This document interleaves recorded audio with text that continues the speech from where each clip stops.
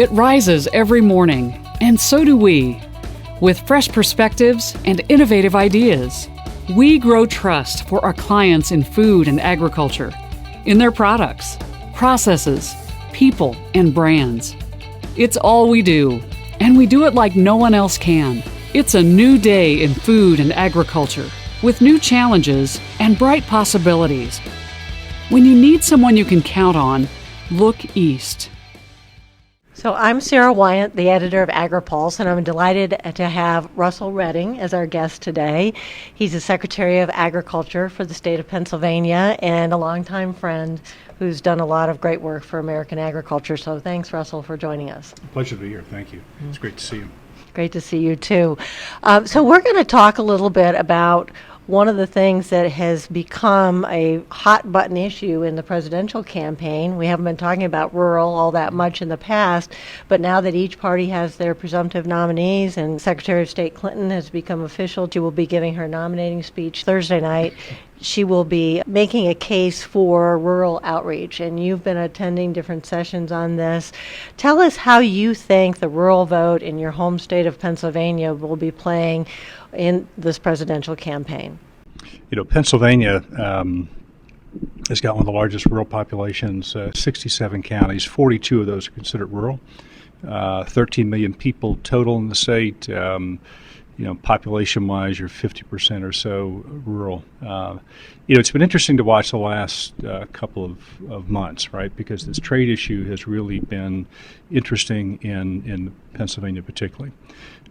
You have the coal regions, you have steel regions, this renaissance in the western part of the state that is very concerned about energy, but we also have the Marcellus Shale and that whole industry development and a new breaker plant that's coming into the western part of the state. All of that has complicated this issue of who they are supporting, right? Because you've got traditional Democratic areas that even them are now sort of looking around saying, what's this mean in terms of trade? What are the opportunities? Specific to the rural population, a lot of concern about jobs. I think that'll be at the end of the day, the conversation, notwithstanding what I've just noted about sort of the energy shift in traditional populations, but that whole sort of job issue is number one. The unemployment rate in Pennsylvania is slightly over 5%, but you get into rural areas where, it's certainly higher than that. Poverty rates are too high. So that'll be an issue. Job will be an issue. Then you have to sort of break it down a little more.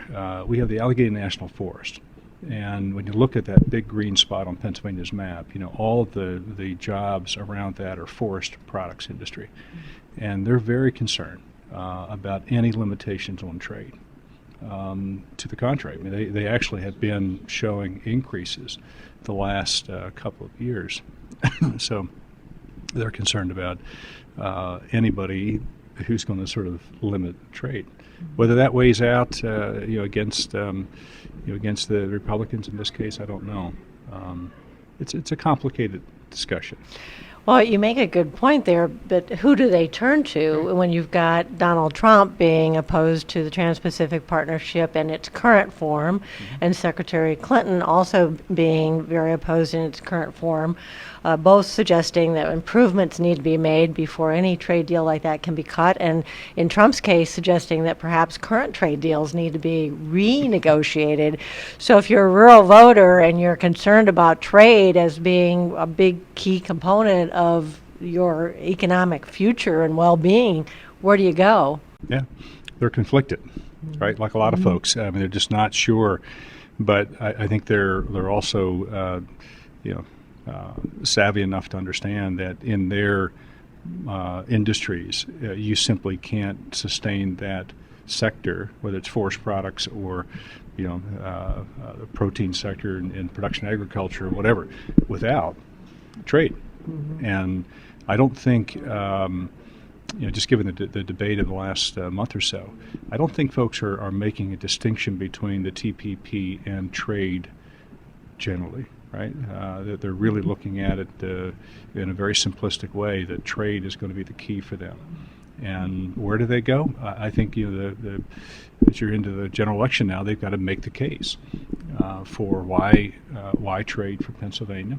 What does it mean to Pennsylvania? And both parties are going to have to make that case. So I've known you since you worked on Capitol Hill, and it was a time when Pennsylvania had a lot of strong Democratic support across the state. And now, as you look at some of the demographics, you're hearing more people saying they're concerned about the regulations, and not just in Pennsylvania. We heard from other senators today who were suggesting that, they don't understand why Democrats aren't doing as well in rural America as perhaps they used to.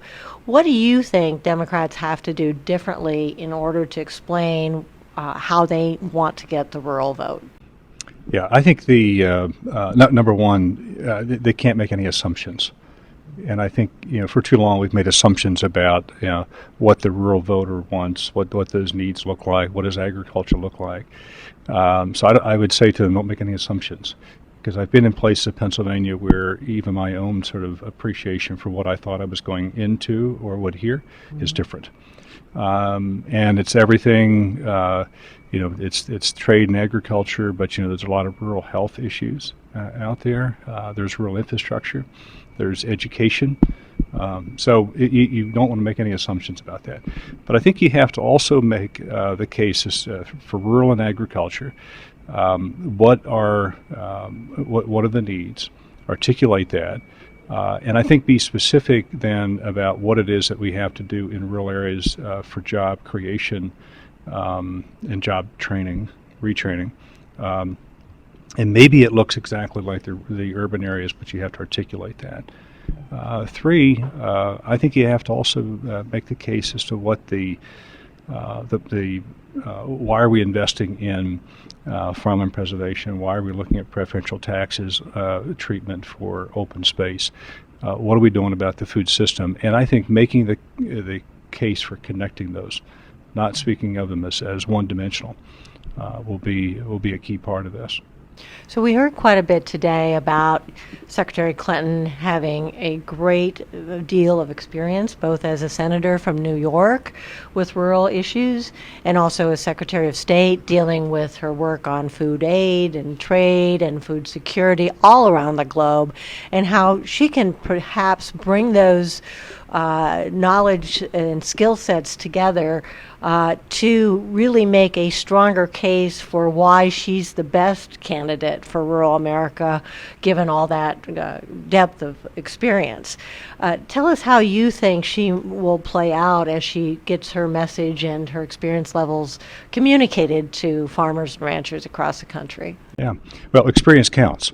And when you look at the agricultural issues, agriculture is at that nexus of a lot of the contemporary issues of our time, right? Mm-hmm. It's on health and trade and the whole economic components. So you're going to want somebody who's had some exposure and some experience to that. So I think being able to articulate that, she will do well.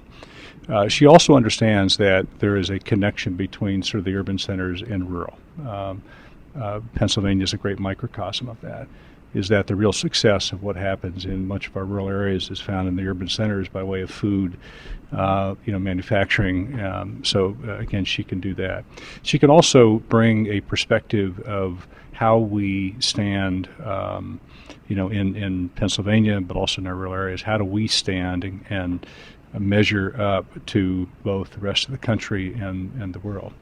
And being able to make that competitive pitch that I think is important. I don't know whether we've talked about it enough, that it really is a differentiator for the United States, and to protect that trade. She can do that as Secretary of State. I think she brings a perspective as well, having roots in rural America, that while a lot of her professional work has been Secretary of State and looking around the world, she's also connected back in the state of Arkansas, state of New York, Pennsylvania with some family. So I think she'll be able to make that case pretty convincingly. She's also talked about making large investments in infrastructure. And as you know, there's been a lack of resources in many parts of rural America, whether it's roads, bridges, hospitals, daycare. How do you see that presenting itself to a rural voter as well?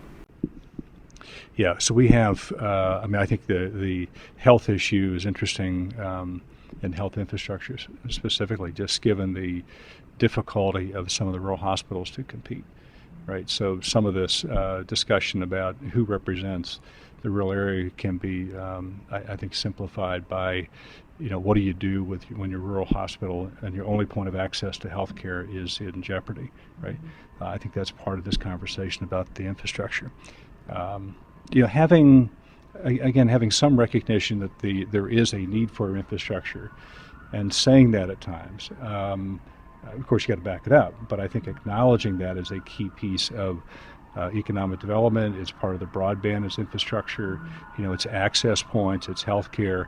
It's the only way that you can sort of compete is to have the right infrastructure.